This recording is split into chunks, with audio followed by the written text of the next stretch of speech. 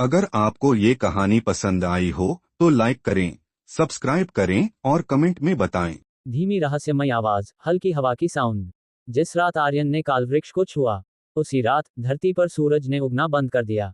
हर घड़ी बंद हो गई। हर इंसान अपनी यादों में खो गया, क्योंकि अब समय नहीं रहा, सिर्फ शाश्वत रात बची थी। इस अंधकार के बीच उभरी एक परछाई। नाम था आरव शेखावत। एक वैज्ञानिक जिसने वर्षों पहले टाइम मशीन बनाई थी, पर गायब हो गया था। अब वो लौटा, पर उसी पेड़ के सामने खड़ा था जहां से इतिहास हर बार दोहराया गया। उसके पास एक डिवाइस थी जो सिर्फ अंधकार में चमकती थी और दिखाती थी कालवृक्ष का हृदय। आरव ने महसूस किया, ये पेड़ केवल समय नहीं, भावनाओं से भी पोषित होता है। उसने देखा, पेड़ के तनों में कैद हैं इंसानों की चीखें, और हर शाखा एक कहानी दोहरा रही है। उसने अपनी डिवाइस से पेड़ के नीचे खुदाई शुरू की, जहां उसे मिला एक समय बीज। ये वही बीज था जिससे कालवृक्ष पैदा हुआ था, पर उसे छूते ही पूरा अतीत उसकी आंखों में घूम गया। अब आरव की घड़ी नहीं, पूरी पृथ्वी उल्टा घूमने लगी। समय रिवर्स में चल रहा था। लोग जवान होते होते गायब होने लगे, पर एक ही जगह स्थिर थी, तांत्रिक की आत्मा, जो अब कालवृक्ष के हृदय में थी। आरव ने चीखा, तू क्या चाहता है? आवाज आई, मैं नहीं चाहता, समय चाहता है कि उसे नया जन्म दो। आरव के पास सिर्फ एक रास्ता था, अपनी डिवाइस से समय बीज को जलाना। पर जैसे ही उसने ऐसा किया, आर्यन फिर प्रकट हुआ। अब वो बच्चा नहीं, बल्कि तांत्रिक का पूरा अवतार बन चुका था। आत्माओं का महासंग्राम शुरू हुआ।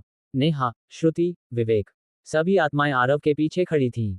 एक अंतिम टकराव में आरव ने खुद को समय बीज से बांधकर उस आग में कूद दिया। पेड़ चीख उठा, शाखाएं टूटने लगीं, और फिर सब कुछ शांत। धीरे धीरे सूरज फिर निकला। लोग लौटने लगे, पर किसी को कुछ याद नहीं था।